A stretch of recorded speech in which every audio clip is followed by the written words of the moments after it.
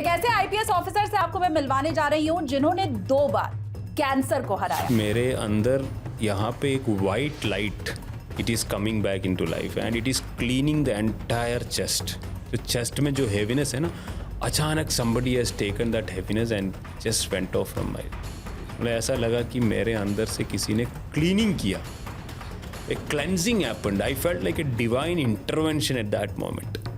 And immediately after that the doctors came and checked the temperature. It had come down to 101. और 2 घंटे में मेरा सब ठीक हो। सिविल सर्विसेज निकाल लेना यही अपने आप में बहुत बड़ी उपलब्धि है। सर्विस में रहते हुए कैंसर से रिकवर आपने किया, वो अपने आप में बड़ी उपलब्धि है। दोबारा फिर कैंसर हो जाता है, फिर उससे रिकवरी, ये एक और उपलब्धि है। फिर उसके बाद किताब लिखना, 2 बार आयरन मैन बनना, जो कि वर्ल्ड का टफेस्ट चैलेंज है।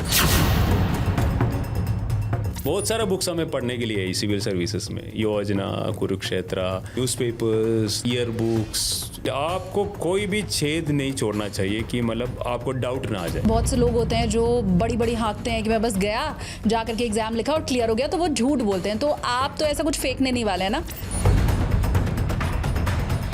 जो बेस है 12th स्टैंडर्ड की बेस है, वो आपको वेरी वेरी क्रिस्टल क्लियर होना चाहिए। साइंस हो, पॉलिटिकल साइंस हो, ज्योग्राफी हो, हिस्ट्री हो। इंटरव्यू निकालने के लिए सबसे इंपॉर्टेंट है कि आपको बहुत सारे मॉक इंटरव्यूज करना चाहिए।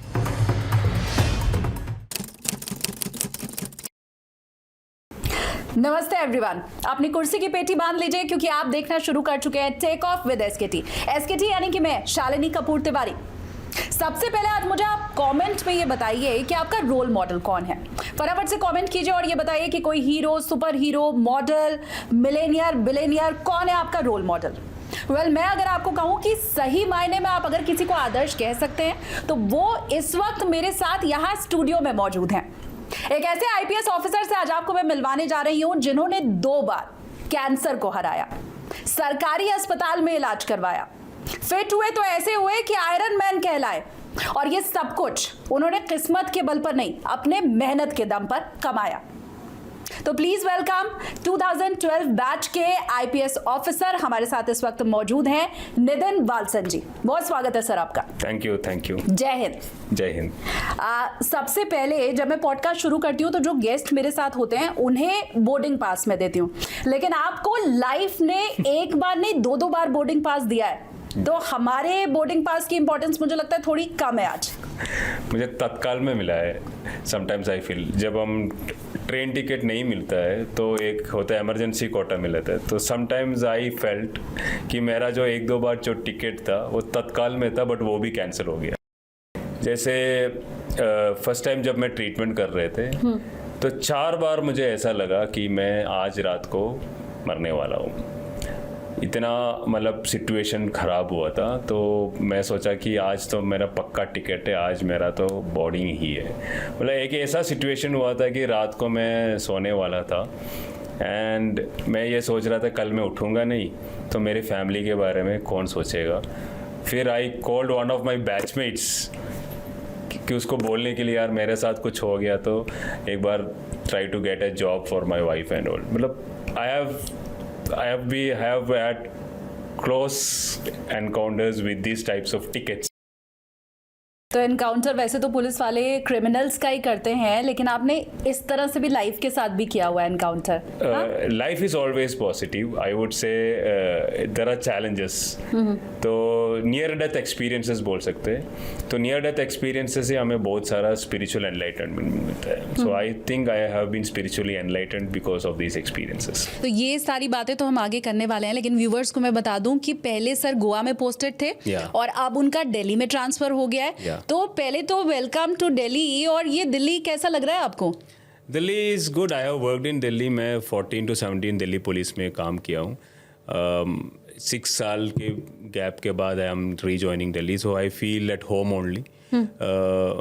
Delhi police is the premier organisation in India.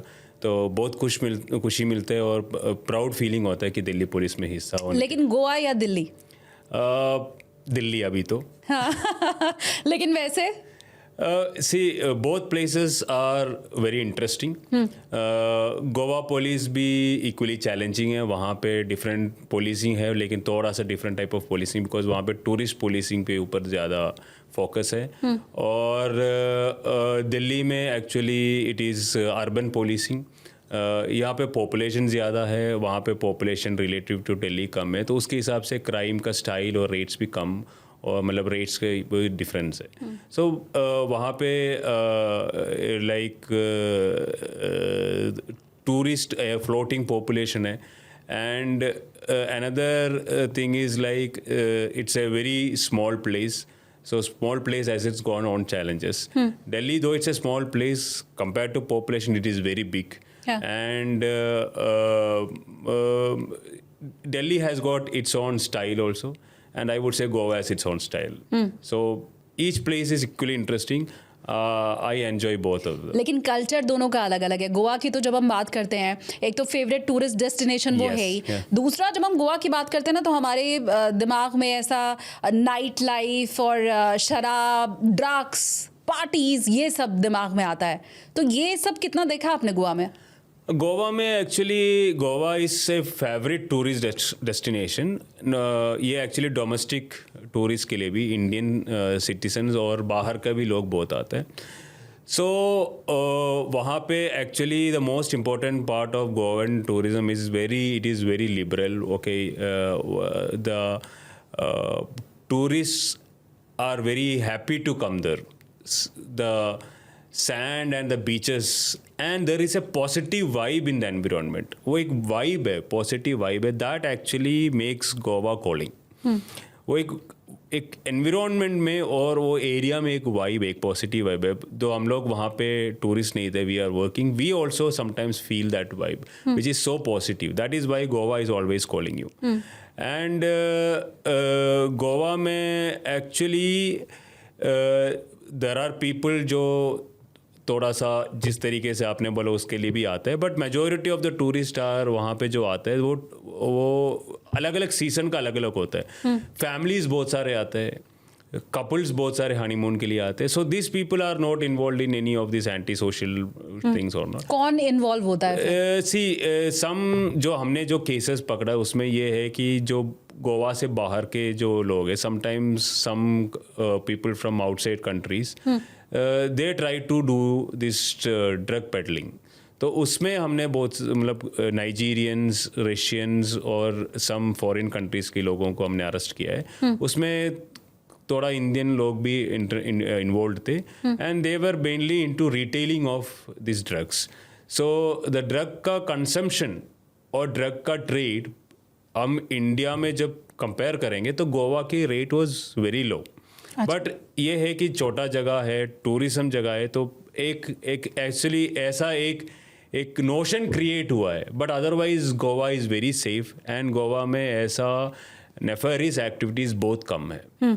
Females के लिए कितना सेफ है? It's one of the most, मतलब like any other city in India, it is very very safe. वहाँ पे तो मतलब in fact that is the best part of Goa. Like Goa में you are not bothered by others.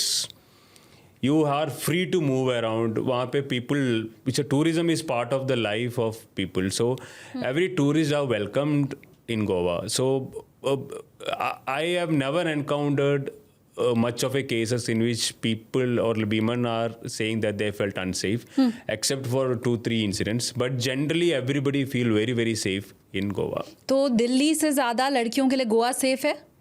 Delhi भी safe है, गोवा भी safe है, but perception of safety, okay, perception of safety Goa में एक्चुअली लोगों को बहुत ज़्यादा फील होता है. Delhi is also equally very safe. Delhi की पुलिस का रिस्पॉन्स बहुत फास्ट है. गोवा में एक्चुअली फास्ट है, बट वो गोवा में क्या है कि रूरल एरियाज़ भी है जहाँ पे एक्सेस थोड़ा सा ये होता है. बट मेनली जो टूरिस्ट बेल्ट है वो टूरिज्म बीच एरिया में, तो वहाँ पे हमेशा पुलिस का प्रेजेंस रहता है. So and in Goa actually Goa is bordered by the mountains हैं, तो वहाँ से क्रिमिनल को निकलना भी थोड़ा मुश्किल होता है. तो but as far as Delhi is concern there is little bit porous borders है. So it both has got equally there are different challenges, I would say. दोनों लेकिन सेफ है, गोवा और दोनों दिल्ली। मेरे in my opinion I feel ज्यादा safe कौन सा है? कोई तो एक शहर होगा ज्यादा safe. see it's about a perception. Okay, अब आपको एक पर्सनल क्या एनकाउंटर हुआ है? जैसे मैं इधर I have worked in Delhi for 3 years. Okay, my wife has stayed here in Delhi, so she has never felt insecure. और ये नहीं कि मतलब पुलिस ऑफिसर की वाइफ है, शी ऑल्सो गोज अराउंड, वो बिना स्टाफ का और ऐसा मतलब अकेला कभी काफ़ी जगह जाता है, रात को भी जाने पड़ता है, तो कभी ऐसा उनको फील नहीं हुआ। गोवा में भी हम ऐसा गया हुआ है, ठीक है। अब जैसे एक आपके साथ कुछ इंसिडेंट होता है, then only you feel, so it is personal subjective experience. ऐसे police officer I would say both are equally safe. जो पर्सन का जो एक्सपीरियंस होते हैं उनके हिसाब से they feel some places safer and other places not safer. Singham movie जब मैंने देखी थी तो मुझे ये बताइए कि सिंघम में वो जो विलेन है ना श्रीकांत शिकरे, वैसा कोई मिला आपको गोवा में? नो नहीं, ऐसा तो गोवा में तो कोई है नहीं। हाँ। तो कोई क्रिमिनल नहीं, गोवा के सिंघम तो गोवा पुलिस ही है। तो जितने दिन आप वहाँ पे थे आप सिंघम थे वहाँ के? नहीं, सिंघम तो नहीं बोल सकते, लेकिन we had nice experience there. People respected police. कहीं भी सिचुएशंस होते थे पुलिस का रेस्पेक्ट करते थे, पुलिस जो बोलते थे उनको सुनते थे, and wherever they felt like एक नेफेरियस एक्टिविटीज़ है जो पुलिस को इन्फॉर्मेशन देना चाहिए वो लोग इन्फॉर्मेशन देते हैं, इसलिए we were able to control many of the crimes also वहाँ पे।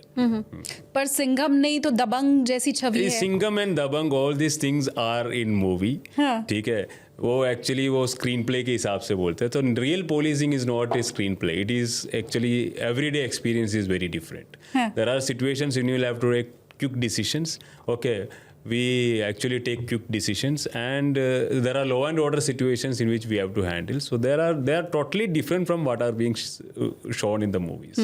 लेकिन लुक की अगर मैं बात करूं तो वैसे ही मुस्टैशेस और फिट बॉडी, तो वो वाली जो हीरो वाली छवि है वो तो है आपके अंदर? मतलब as an IPS officer we have been given intense training in our academy, और हमारा एकेडमी में हमारे बॉडी और माइंड के अंदर एक फिटनेस का एक कॉन्शियसनेस आ जाता है, तो that consciousness is always there in all IPS officers. We IPS officer always try to remain fit. ये actually not only it is our want और डिज़ायर, ये एक्चुअली हमारे एक ड्यूटी भी मैं मानता हूँ कि हमें फिट रहना चाहिए। So we always try to remain fit. तो सब लोग आजकल तो fitness is consider as very important, मतलब it's always important activity, but the consciousness given by the academy and the general perception and general expectations makes us remain fit.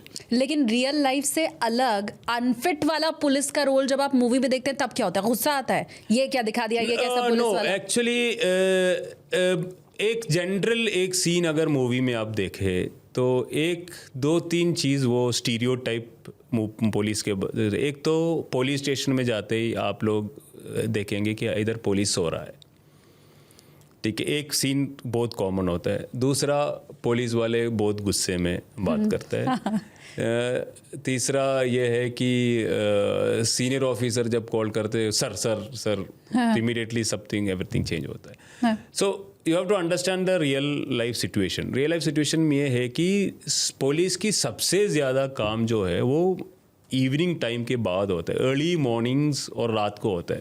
जो ये सवेरे जो सोता है, तो आपको कभी ऐसा एक आदमी कंटिन्यूसली 24 आवर्स तो सो नहीं सकता, 8 घंटा मैक्सिमम 10 घंटा सो सकते हैं। ये अगर आप ट्राई करें, जितना भी ट्राई करें, आप मैक्सिमम 10 घंटा सो सकते हैं। तो मतलब अगर एक आदमी, एक पुलिस वाला पुलिस स्टेशन में अगर बाय मिस्टेक सो गया, because might be majority the main reason might be कि वो रात को बिजी था, वो रात को बिजी था, रात में कुछ कॉल में वो फंस गए थे और उसका वो सम केस और something he was trying to work out, it is by because of reason, और उसके नेक्स्ट डे उसको घर पे जाने की मौका नहीं मिला, कंटिन्यूस ड्यूटी आ गया। ऐसा भी हो सकता है 2-3 दिन कंटिन्यूस ड्यूटी आ गया, और 4th डे भी मतलब हम नहीं जा पा रहे, ठीक है। Then we are human beings, we also are human beings, तो ऐसा हो गया कि मतलब बट वो तीसरा वाला तो सही था ना, जब सीनियर ऑफिसर कॉल करता होगा तो सब अटेंटिव हो जाते होंगे. That is actually police hierarchy है, तो that is actually the respect which is given to the officers, and in fact it is basically respect earned and respect given also. So the senior officers give equally respect to the junior officers, or junior officers give it to the senior officers. एक दूसरा ये कि हमारे training में भी actually we are an hierarchical organisation में there are set protocols and codes which we are suppose to follow. So sometimes we are trained so much that it actually becomes part of our muscle memory. तो ये automatic हो जाता है sir. So that is good. But ये है कि every police officer is capable of an independent decision making. ठीक है, law gives the powers to them. तो उनके हिसाब से सब लोग अपने इंडिपेंडेंटली जो लॉ के हिसाब से वो डिसीजन ले सकता है. अभी की मूवी में तो नहीं, लेकिन पहले की मूवीज में दिखाते थे पुलिस सबसे आखिर में आती थी. जब सब हो जाता था उसके बाद पुलिस पहुंचती है. बहुत सारा सिचुएशन है, बहुत सारा इंसिडेंट्स है जहाँ पे पुलिस आ गया और पुलिस के कारण कुछ हुआ नहीं. बिल्कुल. हाँ. जैसे अभी आपने बोला कि मतलब एक जगह में कुछ इंसिडेंट हुआ और पुलिस को फोन किया तो पुलिस आने में लेट आया. अब now I can say another situation. एक इंसिडेंट होने वाला था, ठीक है, एक लेडी जा रही थी स्ट्रीट में. somebody was planning to snatch the bag from her. और उनके साइड से एक पुलिस वाला गुजरा और वो स्नैचिंग नहीं हुआ. किसी ने नोटिस किया? नहीं नोटिस किया ना. अब एक पुलिस की गाड़ी, पेट्रोलिंग गाड़ी है. समटाइम्स ऐसा होता है कि इतनी सारे कॉल्स आता है कि it will be diverted to lot of places. उसी time there might be law and order issue also. There might be call also. There might be incidents somewhere also. There might be lot of duties are there in the police stations which are not aware for the public. Courts का summons का complaints होना पड़ता है, ठीक है.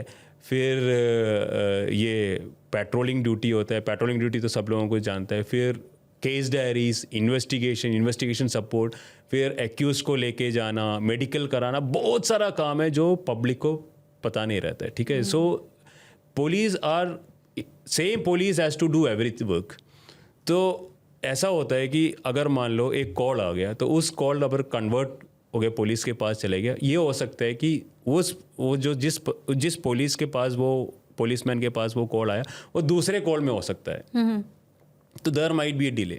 सो ऐसा है कि मतलब अगर हम 100 काम में 98 काम अच्छा करता है तो 2 काम को आप हाईलाइट करेंगे, 2 जो बुरा हो गया तो उसको हाईलाइट करेंगे तो हमें ऐसे ही फील होता है. मेरे हिसाब से police does 96-97% of the work by police is perfect, but we are not able to measure it because it is our job to do it. और जो 2 इंसिडेंट होता है उसके कारण फिर वो actually it gets projected high and उससे थोड़ा सा हमारा इमेज खराब होता है. एक और कॉल आई थी गोवा पुलिस के पास जो बहुत चर्चित केस है देश का, मुझे लगता है, जहां एक माँ ने अपने 4 साल के बेटे का मर्डर कर दिया था. और कैसे होटल वाले ने कॉल किया, वो पूरा इंसिडेंट अगर आप बता पाए और कैसे आप लोगों ने सॉल्व किया था. वो केस क्या हुआ था? First of all I want to say it was a very unfortunate incident. As a police officer, as a human being, it was very difficult to deal with that case also because हम imagine भी नहीं कर सकता कि मतलब one mother is trying to kill her own son. So but मैं सबसे ज़्यादा बोलूँगा, जैसे आपने एक पहले अभी बोला कि मतलब it shows the police presence of mind. Presence of mind is very important for a police officer. हम एक situation में हैं तो we have to understand some cues. मतलब कुछ क्लूज हमें मिल जाते हैं from the environment and from the situation which we are able to intercept और interpret properly. We will be able to prevent some crimes और we will be able to detect some crimes. जैसे एक आदमी का चाल से पता चले कि ये कुछ करने वाला है, ठीक है, अगर उसको रोक पाए then we can prevent crime. ठीक है, ऐसा बहुत सारा क्राइम पुलिस रोकता है. दिल्ली पुलिस की स्टाफ, कॉन्स्टेबलरी, जो बीट्स ऑफिसर्स है, सब इंस्पेक्टर्स, ऐसा बहुत सारा क्राइम रोकता है. बट ये नहीं कि मतलब हम उसको हाईलाइट नहीं कर पाते. ठीक है, तो ये केस में क्या हुआ कि इसमें पुलिस की प्रेजेंस ऑफ माइंड था कि मतलब one lady came with a child, और जब वो जा रहा था वो बच्चा नहीं थे. ठीक है, और ये था कि मतलब वो बेंगलुरु जाना चाहते थे, तो बेंगलुरु जाने के लिए तो सस्ता था, फ़्लाइट टिकट सस्ता था, but she is actually insisting on taking a taxi, she is insisting on taking on taxi which is very expensive. तो उससे थोड़ा सा एक डाउट आ गया तो मतलब the presence of mind of the hotel staff is also equally good. तो उन्होंने इमीडिएटली पुलिस को डाउट लगा कि मतलब सर ये सवेरे जा रहा है, and the bag was also very heavy. तो हमारा जो इंस्पेक्टर ने ड्राइवर से बात की, तो ड्राइवर से जब बात की तो उन्होंने एक कोड लैंग्वेज टाइप बात करने की कोशिश की कि ये जो पीछे जो लेडी बैठी थी उनको समझ में नहीं आए क्या हो रहा है। तो वो कोंकणी में बात किया, ठीक है, कि बोला यार तुम थोड़ा सा एक काम करो कि मतलब ये थोड़ा गाड़ी इधर दूर थोड़ा सा स्लो चलाओ। तो स्लो चलाया, फिर उनसे बात कराया। उनसे बात करने के बाद उनसे पूछा कि मतलब एक बार मैडम से बात करा दो। तो मैडम से बहुत तरीके से बात की, मैडम कब आया हुआ है, ठीक है, ऐसा मतलब जैसे ही मतलब पूछता है टूरिस्ट पुलिस के साइड से बात कर रहे हैं, हमें समझना चाहिए कि हम आपका कैसा एक्सपीरियंस रहा। हमें पता चला कि मतलब आपके साथ एक बच्चे भी आए थे, तो बच्चे जब वापस जा रहे थे बच्चे नहीं थे, तो मतलब जस्ट वांटेड टू नो कहाँ है बच्चा। तो उन्होंने बोला कि मेरा जो बच्चा है वो किसी के पास हमने भेजा है, उसके साथ रहेंगे, 2-3 दिन के बाद आ जाएंगे। तो any ordinary person would have immediately कि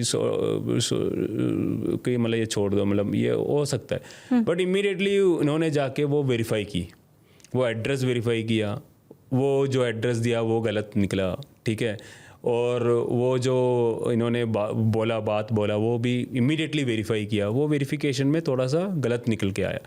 इमीडिएटली पुलिस ने दोबारा ड्राइवर से बात किया, तो इस बार ऐसा बात किया जैसे कि दूसरा फ़ोन कर रहे हैं, और ड्राइवर को बोला तुम ऐसा बुक करो कि मतलब गाड़ी में कुछ प्रॉब्लम है और हमें एक बार गाड़ी थोड़ा सा इस साइड से लेना पड़ेगा, या फिर कुछ ऐसा करो कि ये शॉर्टकट है करके you take the vehicle to the next nearest police station.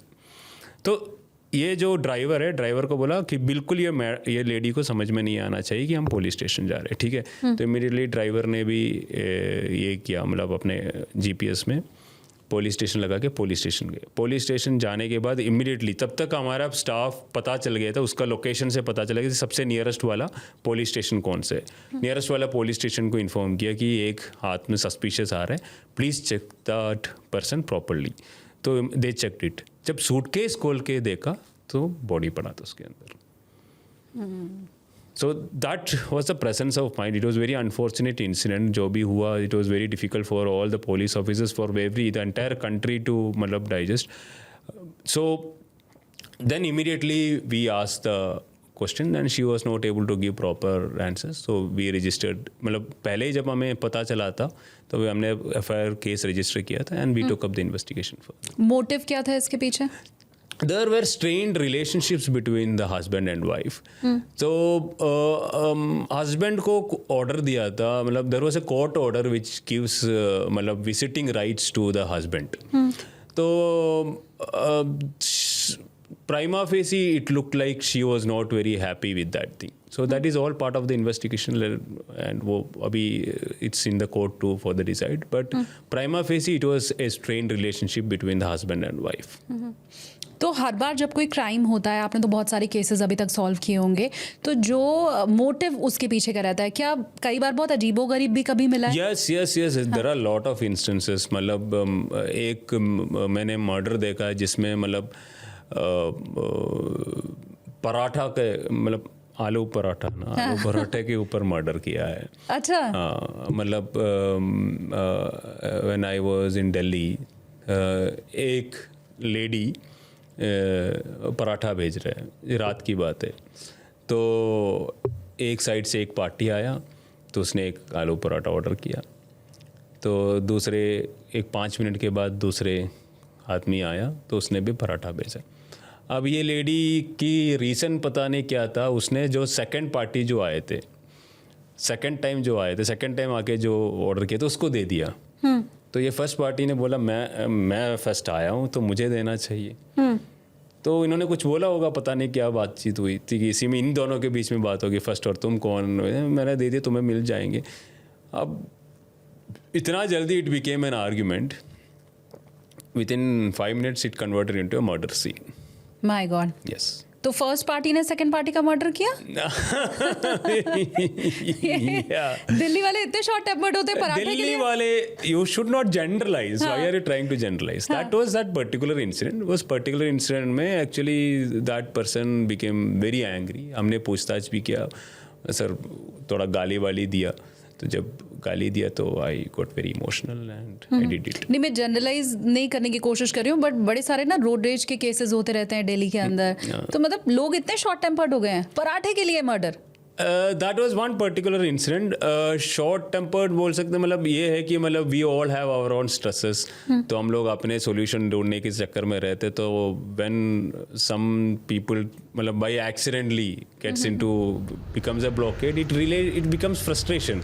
तो फ्रस्ट्रेशन में तो automatically aggression is a response of a frustration. That is. अच्छा, एक चीज़ बहुत देर से मेरे मन में चल रही है, ये केरला वाले, क्योंकि आप तो केरला से बिलोंग करते हैं, तो ये केरला वाले इतनी अच्छी हिंदी कैसे बोलते हैं?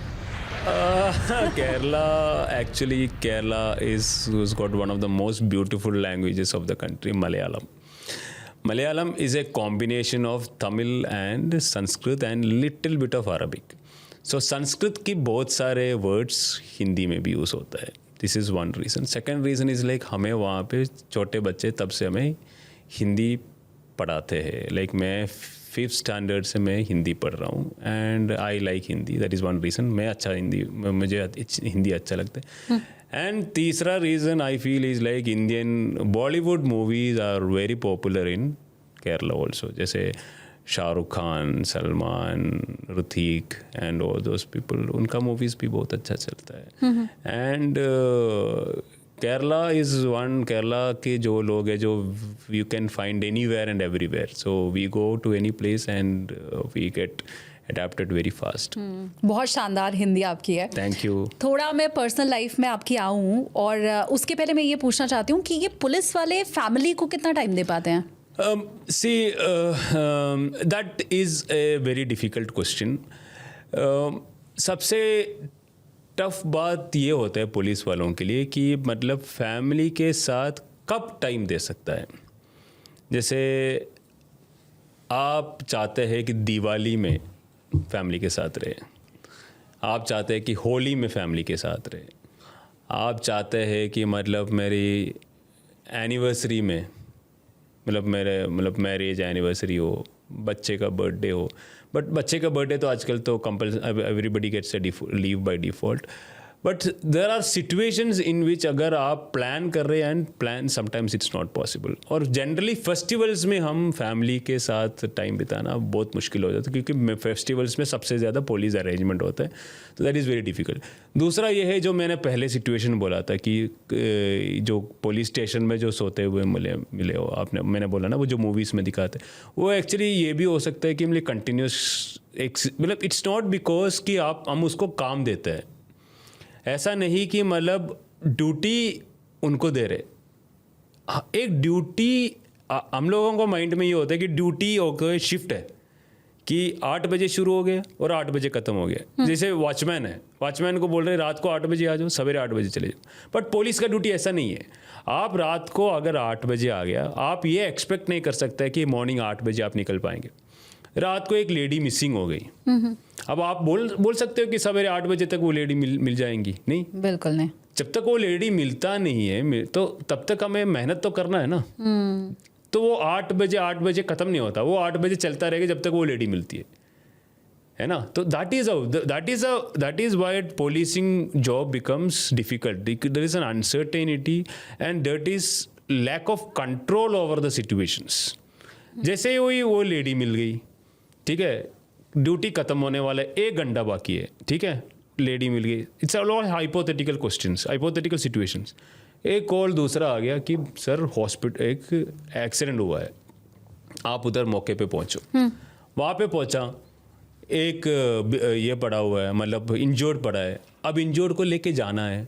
इंजर्ड को लेके जाना है वहाँ पे पुलिस साथ जाना चाहिए, तो वो वहाँ पे गया। वहाँ पे जाने के बाद that person is fighting with life and death, you have to take care of the person. ऐसा नहीं कि हॉस्पिटल में छोड़ के चले जाए, फिर उसके पता चलना चाहिए उसके रिलेटिव्स कौन है, उसको पता करो, फिर उसके बाद डॉक्टर के साथ बैठ के वो ये करना। डॉक्टर चेंज हो सकता है but the police same person. तो अभी देखो ये 8 घंटे में ख़त्म हो गया नहीं, तो अब ये है कि मॉर्निंग में घर पे एक्सपेक्ट कर रहे हैं कि पापा मॉर्निंग में आ जाएंगे क्योंकि रात की ड्यूटी में गए थे, बट ये है कि भैया अभी आ नहीं पाएगा। So these situations make life of an officer, police officer, very complicated. There are unpredictable situations. Okay, now I will tell you my own personal experience. मेरा एक फ्रेंड है जो मेरा ज़िंदगी में बहुत इंपॉर्टेंट रोल किया. He is one of the best friends. He is one of the reasons that I came into civil services. तो he went to US. United states of America में वो पढ़ने गया, तो वहाँ पे उनको वो पढ़ाई कर रहा था. तो उसके सारे फ्रेंड्स जो फॉरेनर्स है, सब लोगों ने ताजमहल देखा है. ये एक ही आदमी है, मेरा एक फ्रेंड एक ही बंदा है जो ताजमहल नहीं देखा. अच्छा.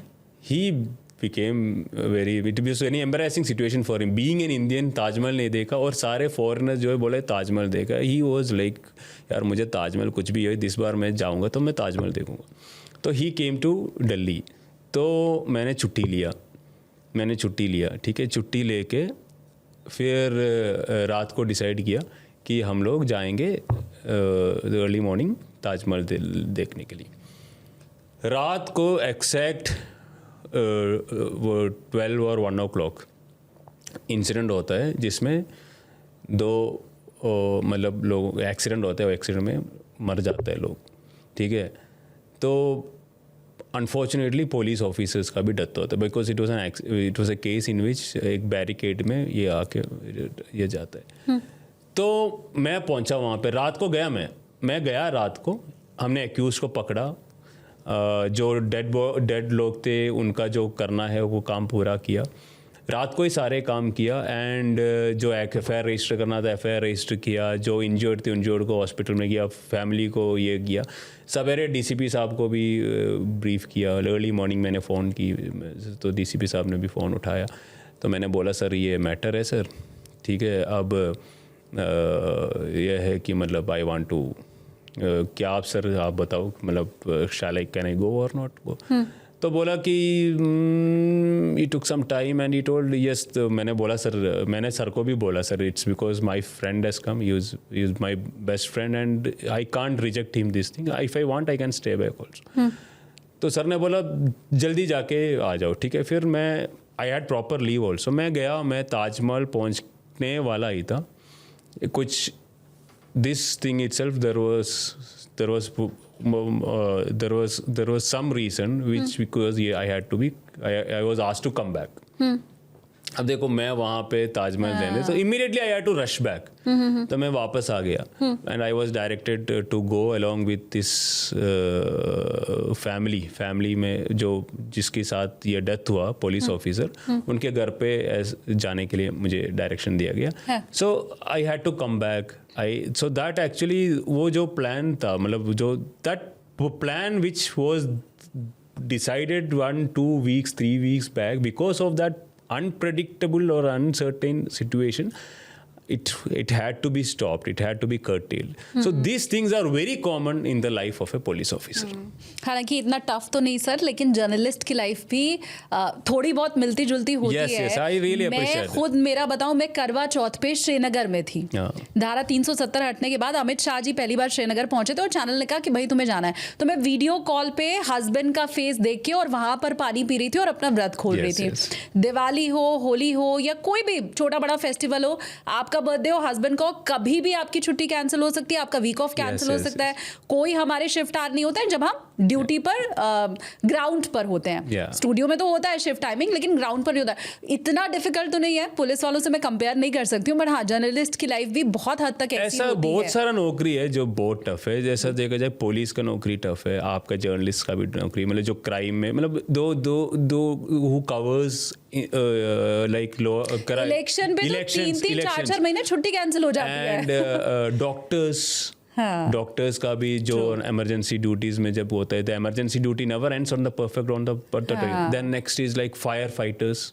There are lot of people there are like मतलब they are like less appreciated heroes of this world. True. मतलब ये है कि मतलब they do 60 70 80% of the work, and when they do that good work it is considered as a duty. Right. And when 20% of the work goes wrong because of ignorance or some other reason, it is not considered as a mistake, it is considered as a dereliction of duty sometimes. So it is, in that way it is little tough. Tough ये भी है, और tough आपकी life में और भी बहुत सी बातें रही हैं, उनके ऊपर भी अब हम आए.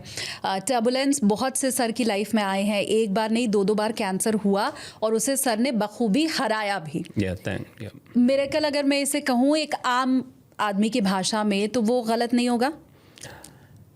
Blessings of God, support of my family, my parents, my friends, and I would say a little bit of willpower from my side.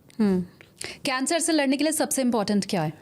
Most important thing is you have to have the attitude of never give up. हमें कुछ भी हो, हमें actually हार नहीं मानना चाहिए. वो कैंसर से भी नहीं, इस ज़िंदगी में कोई भी डिफ़िकल्टी हो उसको फेस करने के लिए सबसे इम्पोर्टेंट है ये एटीट्यूड होना चाहिए कि मैं नहीं हार मानूंगा. और ये एटीट्यूड को कंसिस्टेंट रखना भी है. That is a problem.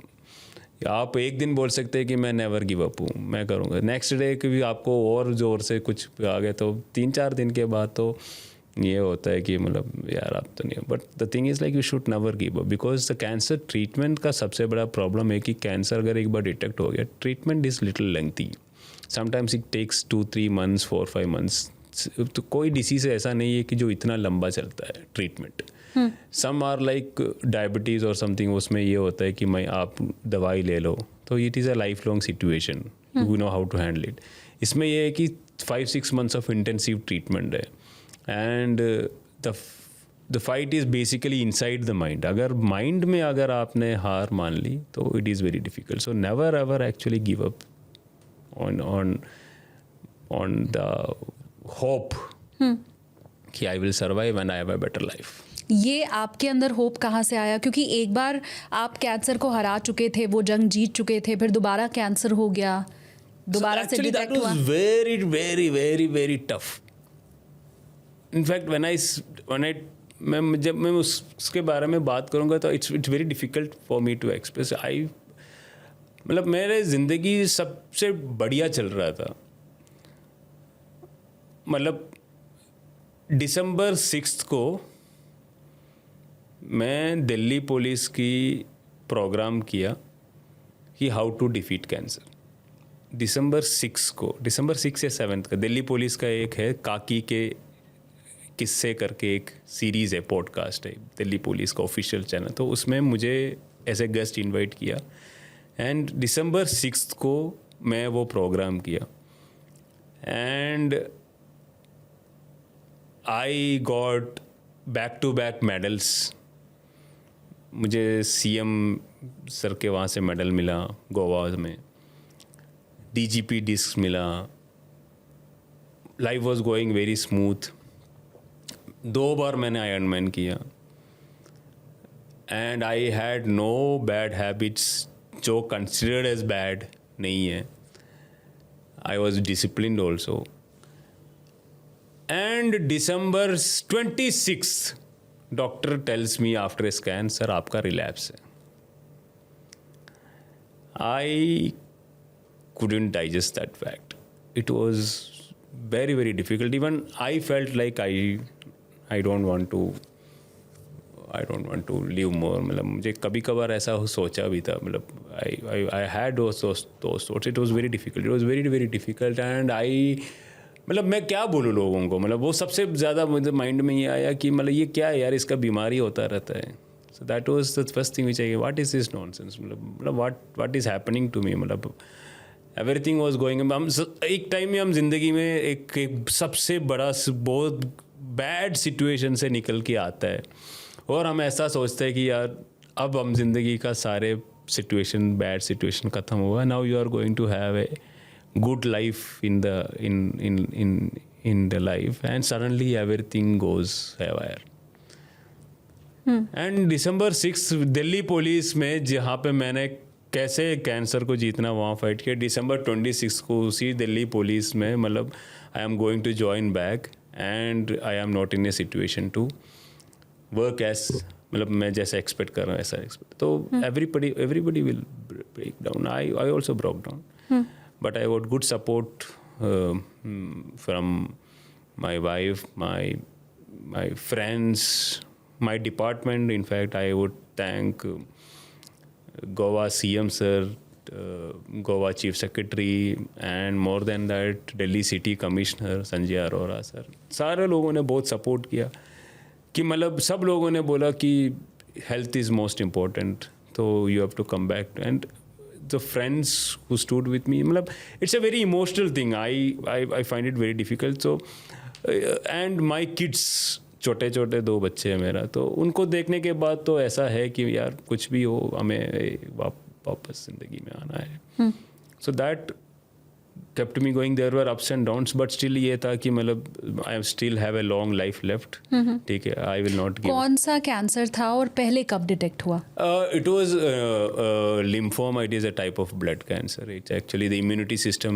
It's actually immunity system को होता है, so it is like an offshoot of blood cancer, you can say. So non-Hodgkin's lymphoma बोलते हैं. तो it was first detected in the year 2021. 2021 में जब डिटेक्ट हुआ था, it was in February 2021. I had underwent 6 cycles of chemotherapy. Stage कौन सा था? Stage 4 था, मतलब it had spread the entire body. Like if I have the scan with me, तो जब scan में जब मैंने देखा था, मतलब I was like the scan without cancer and scan with cancer एक comparison फोटोग्राफ है मेरे पास. तो स्कैन विदाउट कैंसर में तो your body is very clear, पूरा it is transparent. And with cancer में my body is complete black.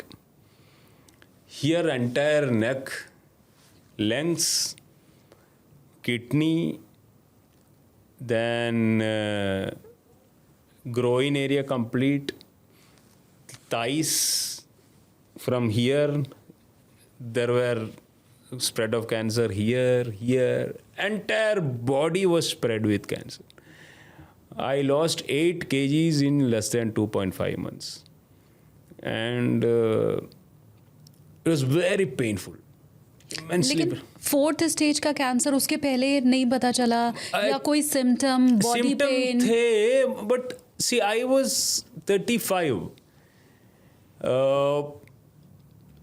Nobody expected, I would say, कि मतलब this might be cancer. I had lot of symptoms. I was having sleepless nights. I was having intense pain. I was having lot of problems. 2.5 months I didn't sleep. So I was consulting doctors also. So they were asking me to go through lot of tests. Test कर रहा था, एक test करा diabetes, then I went for neuro conduction test, nerves का test होता है, and every test I am coming out successful. I don't have any issues. They checked for hepatitis, AIDS, every test in this world. I think मेरा जो maximum खर्चा जो treatment में हुआ उसमें सबसे टेस्टिंग में हुआ. And suddenly we felt like there is no reason, there is no underlying cause. So then there was a suspicion like I am getting too much of worried about these things, that I am imagining pain or something like that. So I was given a feedback कि मतलब sir आप थोड़ा सा relax करो आपको. तो indirectly they were saying कि मतलब you are actually imagining or you are actually trying to create psychosomatic issues of yourself. Psychosomatic मतलब because of the brain you are having. तो means my thought pattern was wrong. मेरा जो सोचने का तरीका है वो गलत है. तो फिर मैंने तो सोचा यार मेरे अंदर कोई गलती है, तो फिर तो उस लाइन में भी थोड़ा सा टाइम चलते रहे. तो this actually delayed the detection. So 2.5 to 3 months, I think I suffered intense pain, sleeplessness, tiredness. लेकिन ये बहुत प्रॉब्लमेटिक नहीं है फिर तो? ये हर पेशेंट के साथ होता होगा। पहले तो डॉक्टर के साइड से डिले हुआ और उसके बाद लोग भी ये सोच रहे हैं कि आप ही के सोच में कुछ गड़बड़ी है, कोई मेंटल प्रॉब्लम है जो आप ऐसा सोच रहे हैं कि अब उस मतलब इसमें अभी गलती पोस्टमार्टम करने से तो I don't think it is a right thing. मैं एक सिनेरियो समझना चाह रही हूँ कि क्या इंडिया में अभी भी उसको एक्सेप्ट करना बहुत मुश्किल है? There are lot of situations है कि अभी ऐसा तो आई कांट से लाइक मेरा तो सिचुएशन ये था कि I myself was very fit person, मतलब मैं थोड़ा सा भागा दौड़ी ज़्यादा करते थे and all those things I use to do. तो and little bit of we are a police officers also, तो पुलिस ऑफिसर्स और IPS ऑफिसर्स का हमारा ट्रेनिंग ऐसा होता है कि मतलब कुछ भी सिचुएशन हो जाए कि वी शुड स्टैंड स्ट्रॉन्ग। तो हम भी अपने जो दर्द होते थोड़ा सा हम छुपाते थे। माचो मैन वाला। I don't know, it's like a macho man, something to do with the work we do. मतलब we are trained to face the situations whatever we encounter. Like हम लोगों को बंजी जंपिंग करा जाता है, सबसे top में लेके जाके we have to jump from that. मतलब it is not an easy thing. Movies में तो दिखाते हैं. Then we have to ride horses. We have to jump from heights to the water. We have lots of training in academy. तो हमारा confidence level ही different हो जाता है training के बाद। Our national police academy training is one of the most wonderful trainings. तो उसमें एक छोटा सा ये है कि मतलब we get so much of addicted to the training that we prefer to be in the training ground than in the hospitals. So when these situations were undergoing in my life, when I was facing these symptoms, I preferred to go to work than being laid कि यार मैं बीमार हूँ। I was not ready to accept myself. तो ये मेरा भी गलती है, ठीक है।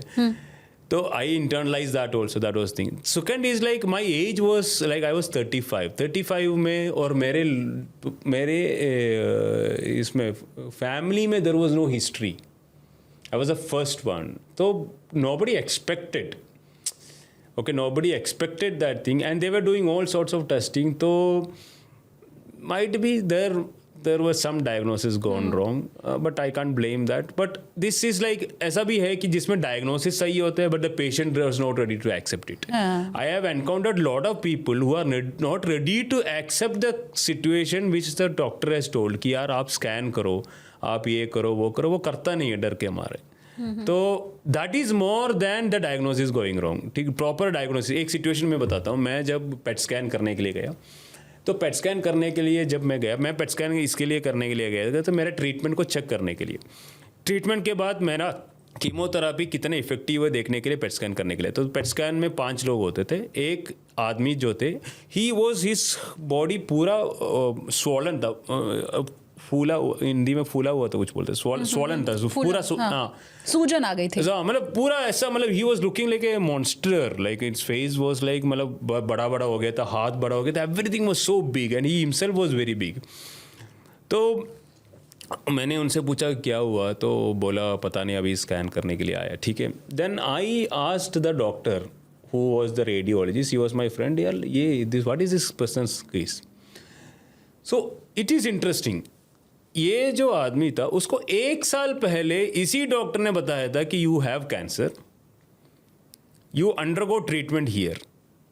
ठीक है, बट ही वॉज अफ्रेड, वो डर के वो वहाँ से भाग गया, और भाग के फिर वो कहीं अपना फ्रेंड्स के थ्रू इधर उधर जाके छोटा मोटा जो दवाई होता है ना, जो क्वैक, मतलब ये दवाई ले लो, ये ठीक हो जाएंगे, यहाँ पे चले जाओ, ये वैद्य, हाँ, मतलब ऐसा भी नहीं बोल सकता, मतलब जो नॉट साइंटिफिक, अनसाइंटिफिक ट्रीटमेंट्स के पास गया, और उसके बाद ये बढ़ते रहे and after 1 year he came back to the same situation. अगर वो पहले ही वो कर देते, इतना बुरा सिचुएशन नहीं होता। ठीक है, उस time intensity of the treatment also would have been easier, everything was easier, but उन्होंने किया नहीं। So these are all different case studies, I would say. So this was suppose to happen in my life, it happened, and the same doctors saved my life. मेरा जो friend है, एक friend आशीष बेंस करके एक मेरे फ्रेंड है, उसने मुझे बोला यार we should go deeper, we should dig, because this is not a. Then he actually is my friend from childhood. तो उन्होंने थोड़ा सा डीपली गई, he is a gynaecologist and he took special interest, और उन्होंने फिर मुझे 2-3 जगह लेके जाके फिर then the direction of the diagnosis changed. Then we started suspecting the cancer. Then it was the cancer diagnosis. Then it was confirmed it was cancer. तो पहली बार 21 में डायग्नोस हुआ Yeah. और वो ठीक हुआ कब? 20 में शुरू हुआ, 21 में ट्रीटमेंट स्टार्ट किया और 21 नवंबर में I was cleared of cancer. और नेक्स्ट डायग्नोस हुआ 2024 जनवरी. ओके. और उसमें कितना टाइम लगा ट्रीटमेंट में? Almost Feb, March, April, May, June, July, August, 6-7 months. And I was working also. Cancer के साथ काम करना. Yeah, you have to be strong. You have to engage yourself. I was working. I was doing the treatment. In between, whenever possible, I used to go to office. My officers had given me the option of working from home also. So in that way, my department supported me. So I used to work from home. I had immunity issues also. Because the chemo के कारण हमारी immunity बहुत कम होता है, so we have to make sure that you don't come in. ये 21 वाला time तो Covid का था. या मुझे कोविड भी हुआ था. कैंसर भी, कोविड हाँ, भी. कोविड भी हुआ था. कोविड 2 बार हुआ था. मैंने बोला ना, तत्काल टिकट बहुत बार मिला है, लेकिन मैंने सवारी मतलब लास्ट मिनट में ट्रेन कैंसिल हुआ. वह नाइस, आप इतनी जिंदा दिली के साथ इन बातों को बता रहे हैं. मतलब कोविड का सिचुएशन मैं ऐसा बता रहा हूँ. कोविड का situation was like different. You like at least cancer treatment में मेरा पेरेंट्स मेरा साथ था, मेरे वाइफ मेरे साथ था, मेरे बच्चे मेरे साथ थे. कोविड में I was all alone. Because you are not allowed to meet. Only people who are coming is like spacecrafts में जो आता है ना, cosmonauts और astronaut type लोग आते हैं, पूरा cover करके, you can't even see their faces. They come in the morning, sisters, nurses and doctors, they take the temperature, thermometer, give the tablets and then they go. You are all alone in the room. Isolation में. And your fever is not going down. 4th day the doctor is coming and saying, sir, your immunity is very low because of the treatment and the cancer. So your situation is going to be next situation. तो तब एक बार टूट गए थे जब cancer भी और Covid भी हो गया. अब टूट मतलब the thing is like you should never give up. जब भी वो मतलब लास्ट मोमेंट तक तो you have to fight. You don't know when you can come back. मतलब अब देखो, अब वो सिचुएशन में I was in the room और third या fourth day my fever was not going down. 103-104 degree fever. At the night it goes very high. ठीक है, continuous coughing. ठीक है, you are tired, you can't eat much, you are very very tired. And fever is very high. Also, fever medicines are not working. ठीक है. And at night, the 2 sisters come from both sides and they put this इसको कुछ बोलते हैं, spongin कुछ बोलते हैं, मतलब वो कपड़ा गीली पट्टी लगाना, फिर भी नहीं जा रहा है. And the 4th day, the doctors are coming and saying, sir, आपके एक colleague, he is fighting with life and death in the another room. Okay, so you are also going to enter that situation, and only way out is like to take an antibody cocktail. That is the best solution now, but it is actually on an experimental basis. Okay, so 99% of the situation it has proved to be worked on, and I hope the doctor says it works on you also. This is one option. Otherwise, you are going to the next stage. After 5th day, if you don't take this cocktail or antibody cocktail, you might go to the second stage where your respiratory system and everything will start giving in, and you might go into a very serious ventilator type situation.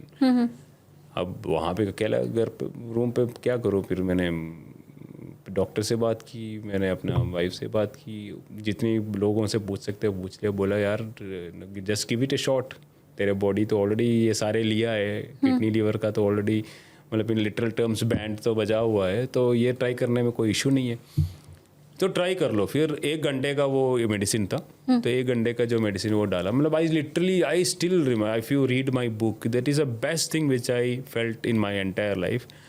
मैं actually वो medicine मेरे अंदर जा रहा है, ठीक है, it is like chemo only 1 घंटा, ठीक है, तो आई जस्ट स्लेप्ट ऑफ. मैं वहाँ ऐसे लेट के सो गया. एंड मुझे ऐसा लगा कि मेरे अंदर यहाँ पे एक white light, it is coming back in to life and it is cleaning the entire chest. जो चेस्ट में जो हैवीनेस है ना, अचानक somebody has taken that heaviness and just went off from my face. मतलब ऐसा लगा कि मेरे अंदर से किसी ने क्लीनिंग किया. A cleansing happened. I felt like a divine intervention at that moment. मतलब एक डिवाइन टच मिला मुझे. ऐसा लगा कि somebody came and just with that touch, ऐसा लगा कि मेरे अंदर की जो उसके, and immediately after that the doctors came and checked the temperature. It had come down to 101. अच्छा. और 2 घंटे में मेरा सब ठीक हो गया. That was like divine intervention. That looked like it was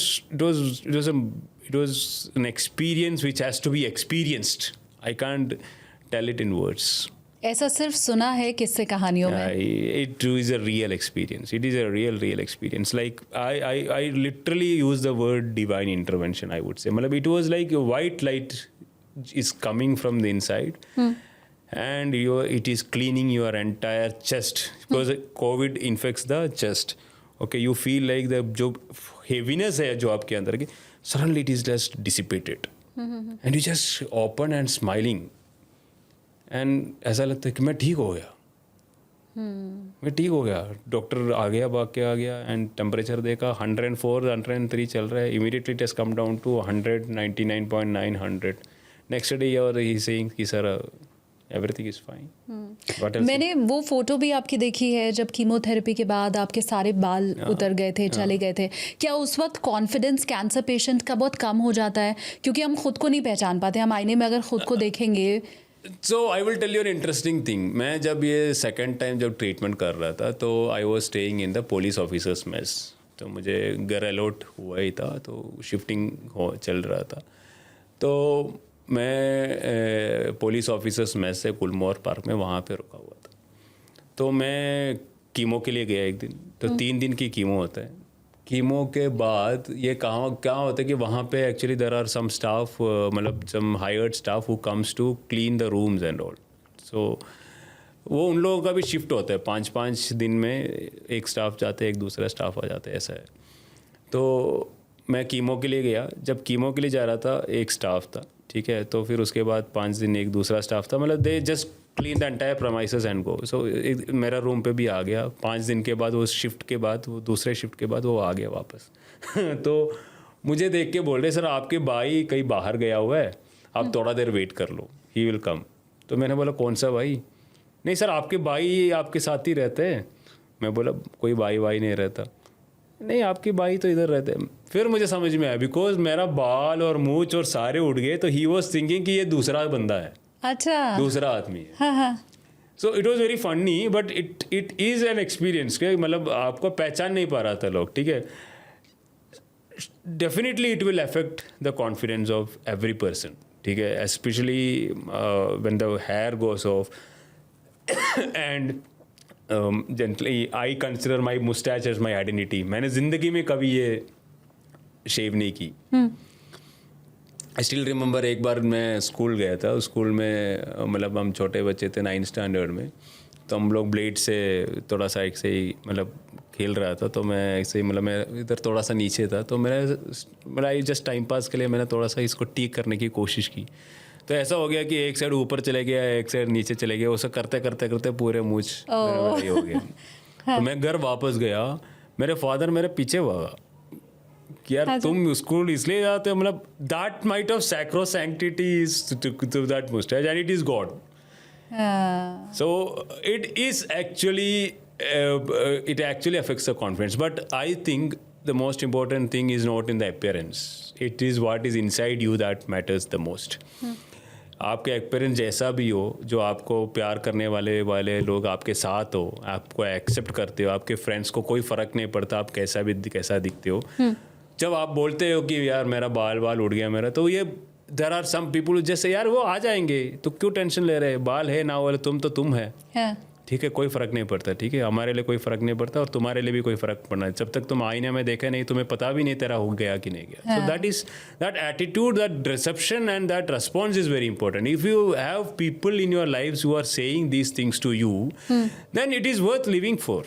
There is so much of positivity in this life. Cancer showed me so much of positivity in life. I saw so much of friends who stood with me, who motivated me, who called me, who said like we are with you. My wife stood with me.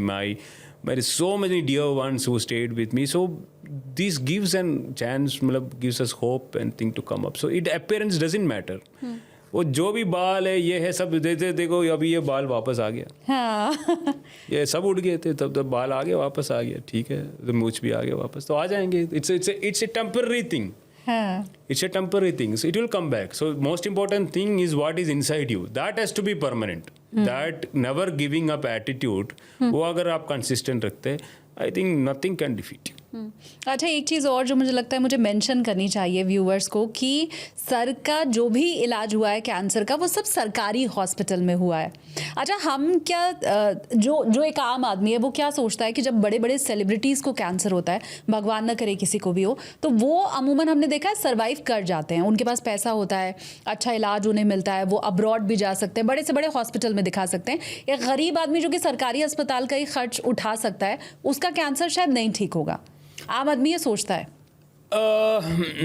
See the best doctors जो हमारा country में जो हुआ है जो private hospital में काम करा वो सब डॉक्टर्स का आप अगर हिस्ट्री देखेंगे they all worked in government hospitals में they get the training they get the best education and experience government hospital मिलते हैं। तो गवर्नमेंट हॉस्पिटल के जो डॉक्टर्स है बहुत काबिल लोग, गवर्नमेंट हॉस्पिटल के जो नर्सेज है बहुत काबिल लोग हैं।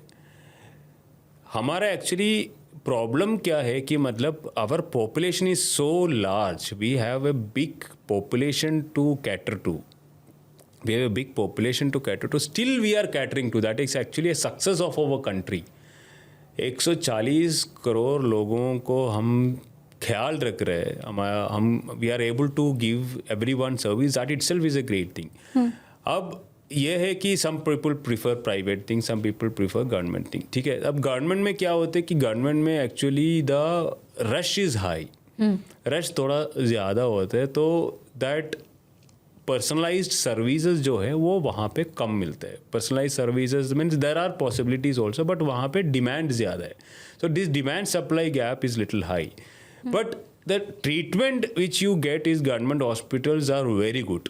मेरा दोनों टाइम का छोड़ दो, मेरे बच्चे वो भी गवर्नमेंट हॉस्पिटल में हुआ। अब आप ये बोलेगा कि आप आईपीएस ऑफिसर इसमें जैसे ये होता है, no, see as an IPS officer they are careful, ठीक है, मतलब पुलिस ऑफिसर को है तो केयरफुल तो होना चाहिए ना। हाँ. तो that way they will see, but the thing is like I feel that capability and जो अगर आप इधर देखो, इधर भी जो सबसे फर्स्ट बड़ा वाला ट्रीटमेंट है वो एम्स में ही आता है, एम्स में आता है, जिपमर में आता है, ठीक है, दे आर ऑल मतलब गवर्नमेंट एंटिटीज ओनली, ठीक है, सबसे, तो फिर उसके बाद वो स्प्रेड हो जाता है। तो we have been able to bring a good robust government system, but हमें we have little more scope of improvement.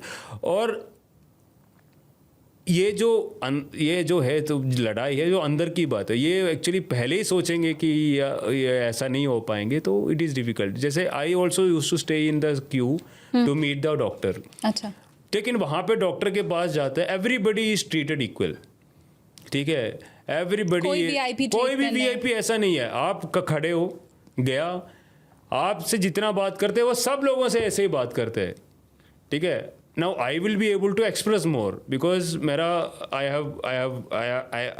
read, I study a lot, मैं थोड़ा explore भी करता हूँ, ठीक है। Some people might not be able to study, थोड़ा education कम हो तो उनको ज़्यादा समझ में नहीं आता कि कहाँ जाना है, इधर जाना है, क्या जाना है, so that is the difference. But I feel government, all our government hospitals are well equipped, but वहाँ हमें actually we have more scope of improvement, which I think we will be able to provide in span of time. We are giving हमारा अगर life expectancy दे सके it has improved, all our parameters have improved, so we are doing a good job I would say. अच्छा, आपको ऐसे वर्दी में देख के जो मेरे व्यूवर हैं वो ये ना समझें कि सर खाली एक आईपीएस ऑफिसर है। अगर आप इस तौर पर देखेंगे तो गलती करेंगे, नाइंसाफी होगी नितिन वल्सन जी के साथ, क्योंकि आप एक राइटर भी हैं, आपने बुक लिखी है और बड़ी बात ये है कि वो cancer man to iron man है। Actually, more than an author, I would say it is my experience sharing.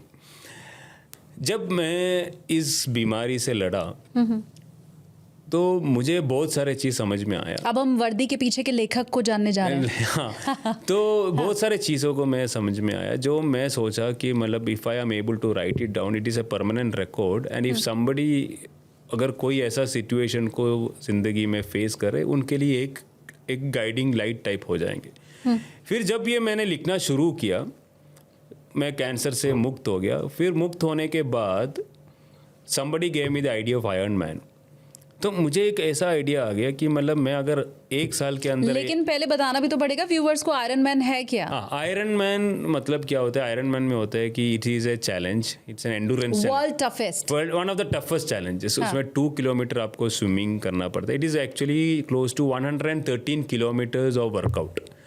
Triathlon बोलते हैं उसमें। 2 किलोमीटर स्विमिंग है पहले, फिर उसके बाद 90 किलोमीटर्स ऑफ साइकिलिंग है, एंड उसके बाद 21 किलोमीटर्स रनिंग है। कंटिन्यूसली आपको करना है और 8 घंटे 8.5 घंटे में आपको करने हैं। आपने जल्दी खत्म कर 8 दिया। आवर्स 3 मिनट्स में मैंने किया। उसके लिए बहुत ट्रेनिंग भी करना पड़ा। तो मैंने सोचा ये अगर ये आयरन मैन कर सकता हूँ, ठीक है, मैं ऐसा आयरन मैन के बारे में ज़िंदगी में भी कभी नहीं सोचता अगर मैं कैंसर से पीड़ित नहीं होता। मुझे ऐसा लगा कि अगर मैं कैंसर से निकलने के बाद ये कर सकता हूँ, आयरन मैन कर सकता हूँ, मतलब 1 साल की नेगेटिव जो सीक्वेंसेस मेरे लाइफ में हो उसको मैं पॉजिटिव तरीके से कन्वर्ट कर सकता हूँ, तो I will be able to send a message of hope, resilience, और जो पॉजिटिव फीलिंग्स है वो लोगों को मैं एक मैसेज दे सकता हूँ कि cancer is nothing. Everybody can defeat cancer, and after defeating cancer, you can do better things. That is the only aim of it. It is just my experience, 2 years of experience, how me and my family, my friends faced that tough situations, how life helped us, how God helped us, how parents helped us, how my friends helped us, my wife helped us, how we helped each other and came out of it. And after that, we were able to do a tougher thing which would have been difficult. So that is, through this I wanted to send a message. So this is what I have written in my book, Cancer Man to Iron Man. It has been endorsed by Yuvraj Singh also, who himself is a cancer survivor. हाँ हाँ। और यहाँ तो हम लोग आम लोग fit नहीं रह पाते, तोंद निकल रही है, जिम जाने का टाइम नहीं है, अलग अलग बहाने बना देते हैं, आज छोले भटूरे खाना है, आज समोसा खाना है। तो मुझे लगता है वो फिटनेस का भी मंत्र मिलना चाहिए सबको। फिटनेस मतलब आपको जो आपके मन में मर्जी कर, मतलब ठीक है, जो आपको करना चाहिए आपको करना चाहिए। मतलब जो chole bhature is one of my favourite dishes also, ठीक है। तो कभी कभार खाने से कुछ ये नहीं है problem, but the thing is like मैं ये बोलना चाहता हूँ सबको कि मतलब एवरी पर्सन, इररेस्पेक्टिव ऑफ आपका एज क्या हो, आप क्या करते हो, आपको अगर 35 to 40 मिनट्स एक दिन अगर आप अपने लिए नहीं आप कर सकते हो, अपने लिए आप ये रख नहीं सकते, आप अपने लिए मतलब अपने फिटनेस के लिए, अपने बॉडी के लिए, अपने माइंड के लिए 45 मिनट्स अकेला आप नहीं कर सकते, then there is no point in doing whatever you are doing. आप कुछ भी बोल सकते हैं कि आप बिजी है, आपको सोना है, आपको ये करना है। There are things, untold number of things which you can do, but just find that 40 minutes for yourself. जैसे सूर्य नमस्कार है, it is a very simple exercise, you can do 20-30 Surya Namaskar से डे। और सूर्य नमस्कार करने का कोई दिन नहीं, कोई टाइम नहीं है, आपको मॉर्निंग में भी कर सकता है, आप 11 o'clock भी कर सकते हैं, शाम को भी कर सकते हैं, but the thing is like that 20 minutes आपको वो 30-40 मिनट्स आपको करना है, and every person has to do that, irrespective of what you are, क्या कर रहे हो, मतलब आप ऐसा बोल सकते हैं कि मैं बिजी और मैं नहीं कर पा रहा, then I think you should relook into yourself. Life की सबसे बड़ी उपलब्धि आप अपनी क्या मानते हैं? पहले तो सिविल सर्विसेज निकाल लेना यही अपने आप में बहुत बड़ी उपलब्धि है। फिर उसके बाद आप सर्विस में रहते हुए कैंसर से रिकवर आपने किया, वो अपने आप में बड़ी उपलब्धि है। दोबारा फिर कैंसर हो जाता है, फिर उससे रिकवरी, ये एक और उपलब्धि है। फिर उसके बाद किताब लिखना, 2 बार आयरन मैन बनना जो कि वर्ल्ड का टफेस्ट चैलेंज है। तो सबसे बड़ी उपलब्धि आपके लिए क्या है? See, these are all challenges. मतलब everything. अब UPSC जो UPSC is a very tough thing. It is considered as a mother of all exams. Very difficult exam. But UPSC में तो आपको बहुत सारा हार्ड वर्क करना है. You have to do lot of work, hard work.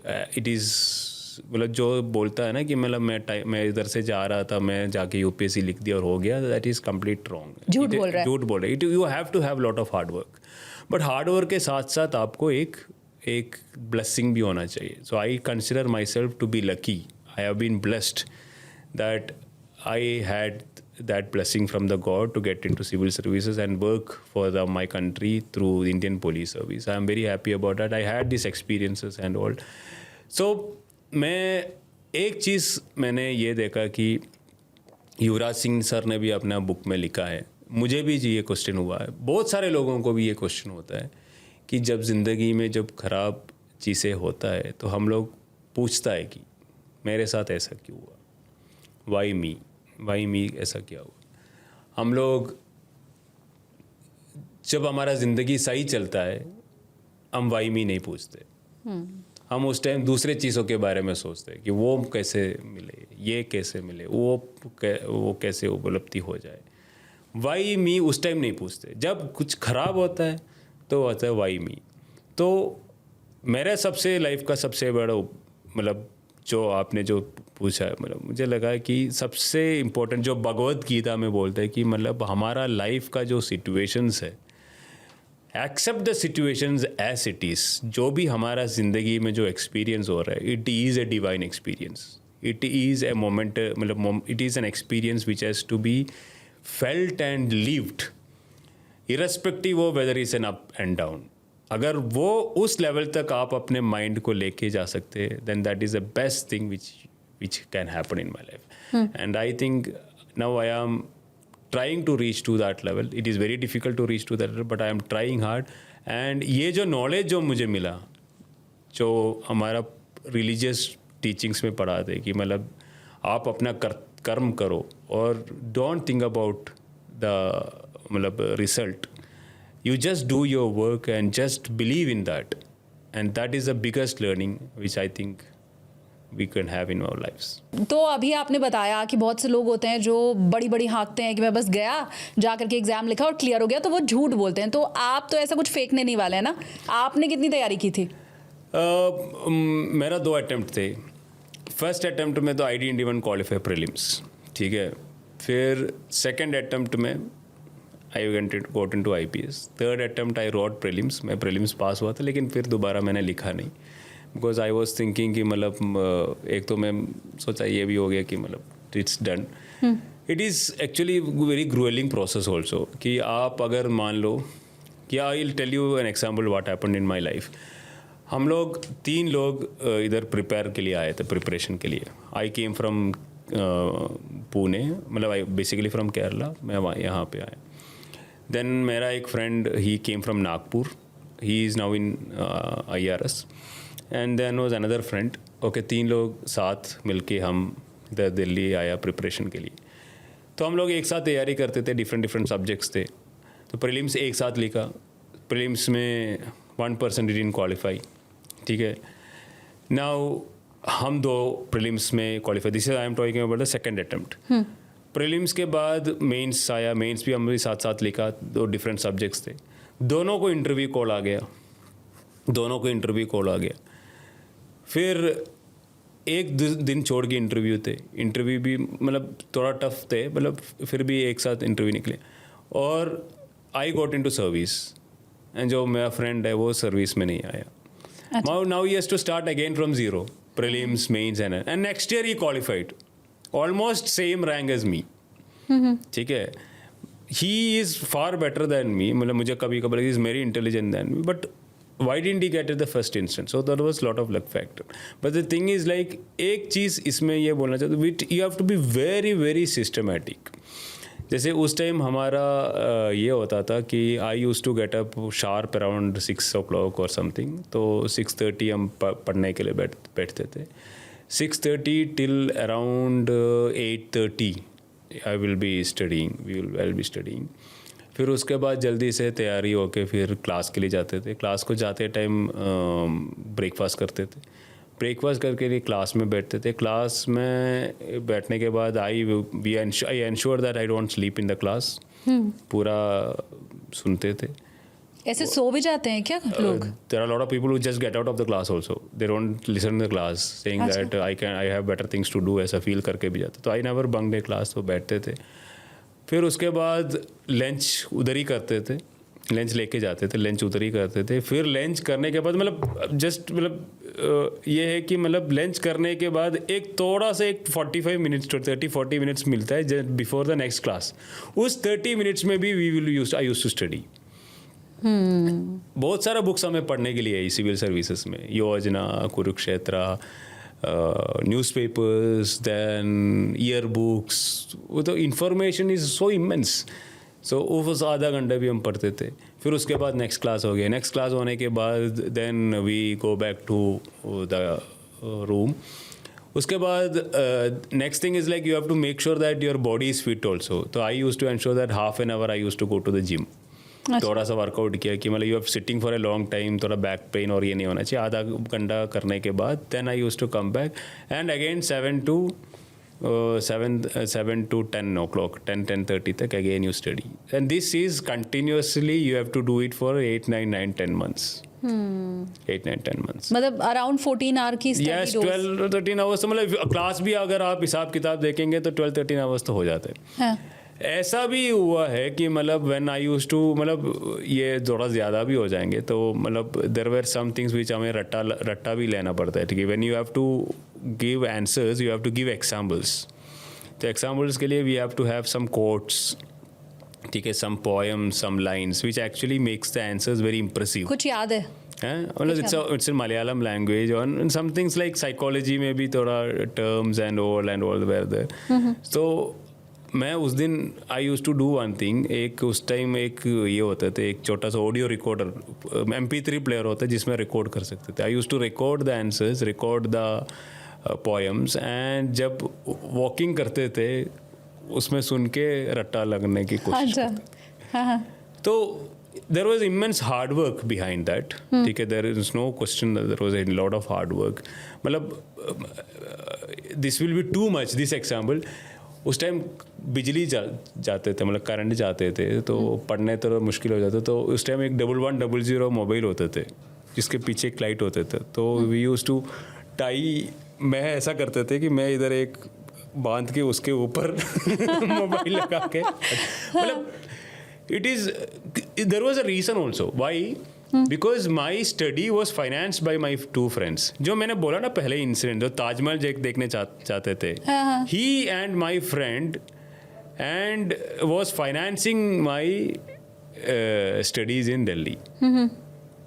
ठीक है, तो किसी का सर नहीं झुकना चाहिए, मतलब वो पढ़ना पड़ेगा कि यार उनका अपना, मतलब they are just friends and they are financing me because, and though have to, भगवान ऐसे फ्रेंड्स सबको दें. I have to study hard. तो that actually made me very systematic, and I think God was gracious enough to give me the blessings. तो उसी साल में मेरा हो गया. बट इट वाज, सब बहुत इंटरेस्ट से सुन रहे हैं कि क्या कैसे स्ट्रैटेजी थी. स्ट्रैटेजी तो मोस्ट इम्पोर्टेंट तो ये है कि मतलब you have to continuously read.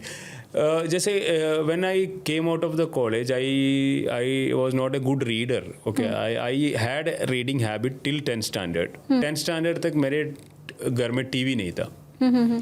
तब मैं बहुत बुक्स पढ़ते थे, लाइब्रेरी का बुक्स लेते थे, पढ़ते थे. ठीक है, 10th standard में उसके बाद मेरे घर में टीवी आ गया. टीवी आ गया और केबल टीवी आ गया, टीवी भी आ गया. फिर उसके बाद पढ़ना तो बंद ही हो गया. तो then I understood civil service में तो बहुत एक्चुअली पढ़ना पड़ता है. तो when I started reading it was very difficult to read. आदत नहीं है ना, हैबिट नहीं है. तो देन हैबिट डेवलप करने के लिए तो एफर्ट करना पड़ा. I used to read Harry Potter और एनीथिंग. अच्छा. फिर slowly I started getting the reading the habit. ये सब्जेक्ट का कितना रोल होता है? आपका क्या सब्जेक्ट है? या स्ट्रैटेजी चेंज करके सब्जेक्ट ही मैं बदल लूं तो अभी तो आई रोट इन 2011.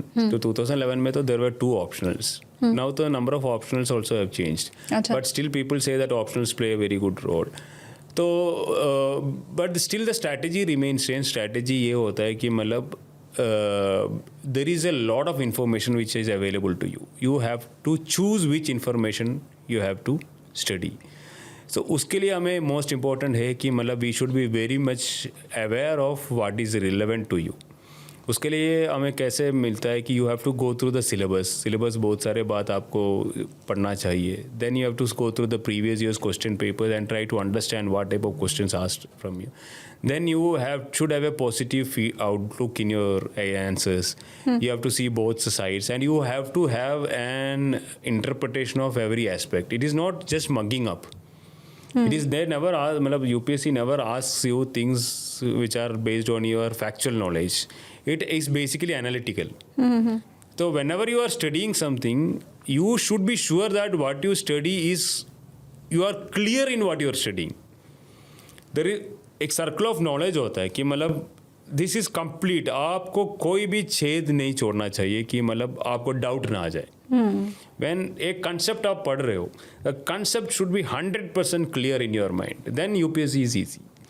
ये क्या होता है कि लोगों में क्या होता है कि लोग एक्चुअली बहुत सारे इन्फॉर्मेशन गैदर करने में, स्टूडेंट्स इन्फॉर्मेशन गैदर करने के चक्कर में जो पढ़ते हैं वो क्लियर नहीं होता है. So whenever you study, you make sure that you study it properly and your concepts are very clear. And the concepts which are expected by UPSC is 12th standard.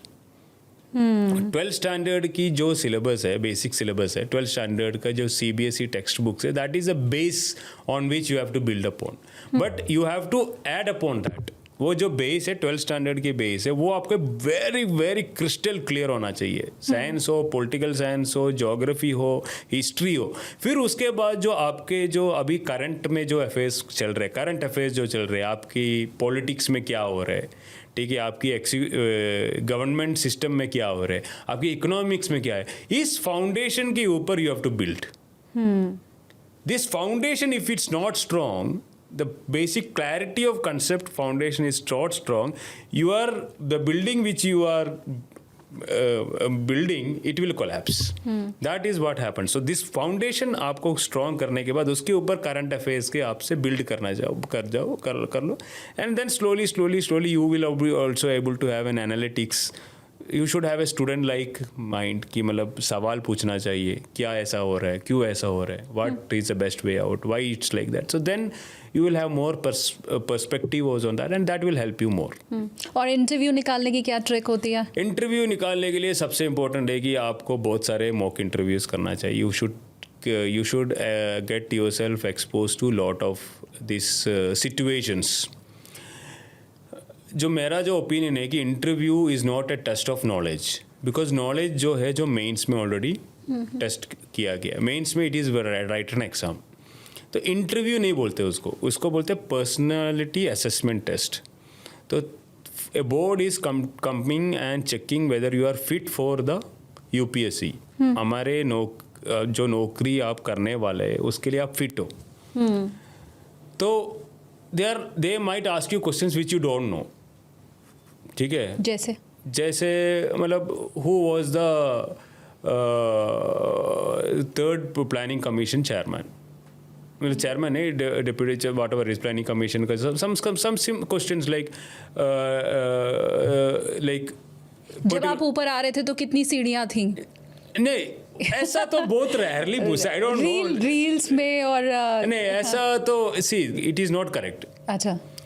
UPSC never asks you irrelevant questions. Now, one interesting question which UPSC asks is like, this was told to me by one of my friends. I'm not sure whether it is true also, the authenticity also, but he told me like this question was answered. But I thought it is relevant also. His optional language was French language optional थे. तो उसने French में लिखा। तो जब UPSC की जो board है, तो बोर्ड ने देखा कि आपकी ऑप्शनल फ्रेंच है, तो यूपीएससी की जो बोर्ड ने उनसे एक सवाल पूछा कि say suppose instead of British the French were ruling this, ruled this country, what would have happened, what would have been the difference. हमारा कंट्री को ब्रिटिशर्स ने रूल किया, अगर मान लो ब्रिटिश की जगह फ्रेंच हो जाता तो आप what would have been the difference? This is a relevant question. ठीक है? And you know, he gave a very wonderful answer. He said, sir, this interview would have been in French. हाँ, right. Would have been in French. It's a very spontaneous and good answer.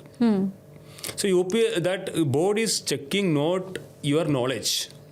आप अगर answer नहीं जानते तो आप बोल सकते हैं sir I am unaware of that answer, I don't know that answer. What I feel is like they check whether you have the aptitude, you have the personality, you have the confidence to take up a job which is very challenging. So that is what it is. So what is more important, like you have to understand, you have to have that confidence to face any situation, any question which is unpredictable and which you don't have any control over. How do you do that? You have to keep practicing, you have to take a lot of questions. You have to repeat that scenario so much of times so that when you go to that scenario, when there is an uncertain or unpredictable question coming to you, you have trained your mind to answer it properly. आप अपने answer, आपके mind ने point को इतना train किया है कि आप स्पॉन्टेनिटी आपकी ऑटोमेटिकली हो जाए and you are confident to deliver it. और इस एग्जाम से होते हुए, सारी ट्रेनिंग से होते हुए, फिर हमें नितिन वालसन जैसा एक ऑफिसर मिलता है. उसके बाद तो सर्विस में आने के बाद तो आपको तो ट्रेनिंग मिलता है, IAS का अलग से ट्रेनिंग होता है, IPS का अलग से ट्रेनिंग होता है, IRS का अलग से ट्रेनिंग होता है, IFS का अलग से ट्रेनिंग होता है. पर हम समझ सकते हैं कि वो सारी ट्रेनिंग ऐसी होती है जो कोरोना को भी हरा दे, जो कैंसर को भी हरा दे, जो every person is capable of doing that. हाँ, तो अब फटाफट से आप ये भी बता दें व्यूवर्स को कि आपकी बुक उन्हें कब मिलने वाली है. Books are available. Some the nearest bookstores, all bookstores, it is available. It is doing good also, and it is available in Amazon also. Basically, it is the title is Cancer Man to Iron Man. So Amazon में books autobiographies में भी search करने में मिल जाते हैं, और all the bookstores in all the major cities and all the major towns, the books are available. It is being published by Pan Macmillan India. खास करके इसको कौन कौन पढ़े? जो कैंसर पेशेंट हैं, उनकी फैमिली वाले हैं, जिन्हें हौसला चाहिए, हिम्मत चाहिए. Yes, that they should definitely read it. And एक चीज़ मैं ये बोलना भी चाहता हूँ कि जब मैं कैंसर की बीमारी से I was fighting, मैंने एक चीज़ ये देखा था कि हम लोग थोड़ा सा स्टिग्मेटाइज्ड है कैंसर के ऊपर. हम लोग बोलना नहीं चाहते लोगों को कि मैं कैंसर से लड़ रहा हूँ. तो I don't know why it is happen. There is an inhibition inside the mind बोलना, और दूसरा there is an inhibition in the person to talk to that person also. अगर आप जानते हो कि एक one person is fighting cancer और he is a cancer patient, आप 2 बार सोचता है कि यार उसको फ़ोन करूँ, उसको मिलना तो डिफ़िकल्ट है बिकॉज इम्यूनिटी लो होता है, बट फ़ोन करने से मैं उसको क्या बोलूँ. ये दिस सिचुएशन व्यू फेस. ठीक है, तो उन सब के लिए मैं ये बोलना चाहता हूँ, अगर आप किसी को जानते हैं कि आप कैंसर से फाइट कर रहे हैं, तो you should give a call to him, you or her and talk to him saying that we are with you. और अगर आपको मिलने का मौका मिले तो आप उनको ज़रूर जाके मिलना चाहिए. Now it is like saying this, अगर आप उनको मिलने जा रहे हैं तो मेरा बुक लेके जा सकते हैं एज अ गिफ्ट. क्या बात है. Second is like if a person is fighting cancer, he or she should never hide the fact that he is fighting cancer. When you say to the world कि you are fighting cancer, then you get so much of positive response from others that you are urged to come back to life. जिंदगी में वापस आने का जो जुनून बोल सकते हैं. बिल्कुल. हाँ. जुनून जो है ना, वो आपको पता चल जाएगा. तो व्हेन आपके माइंड जब ये हो जाता है ना कि यार मुझे ज़िंदगी में वापस आना है, तो ऑटोमेटिकली आपकी बॉडी उसको रेस्पॉन्ड करना शुरू हो जाएगी, आपकी ट्रीटमेंट इफेक्टिव हो जाएंगी, एवरीथिंग विल बी फाइन. जैसे अभी हमने देखा हिना खान ने जब बताया कि वो कैंसर से जूझ रही हैं, तो कैसे हर तरफ से उन्हें प्यार भी मिलना शुरू हो गया. हर कोई best. I saw that message. मैंने भी मैडम को एक मैसेज ट्वीट किया था कि मेरा मैसेज ये था कि it is tough, I can understand, but it is just for few more days, just hold on. Same situation मुझे भी हुआ था, म्यूकोसाइटिस बोलते हैं इसमें, कि मतलब you don't feel like eating, you are having pain, you are having nausea, but वो 1 महीना मैक्सिमम 1-1.5 महीना के लिए, उसके बाद you will have a better life. So my message to her was like don't give up, just hold on for some more time, be patient. Thank you so much sir, हमारे you, ma'am. साथ आने के लिए, इतना time देने के लिए, और कैंसर सर्वाइवर जो पेशेंट हैं, जो लड़ रहे हैं, उन्हें इतना हौसला देने के लिए Thank बहुत you. शुक्रिया आपका सर. बस यही आपको कहूँगी, एक तो आपको सलाम है, Thank you. और दूसरा इतने ही ब्यूटीफुल तरीके से, इतने ही जिंदा दिल तरीके से आगे भी आपका सफ़र ऐसे ही करता रहे. थैंक यू मैम, बहुत शुक्रिया. Thank you. शुक्रिया सर. तो ये आपने देखा कि कैसे बड़े सारे टर्बुलेंस के साथ फाइनली सेफ लैंडिंग हुई है सर की भी, और उम्मीद हम यही करते हैं कि जिस किसी की भी लाइफ में इतनी बाधाएं आए, इतने टर्बुलेंस आए, उन सभी की सेफ लैंडिंग हो जाए. Thank you so much.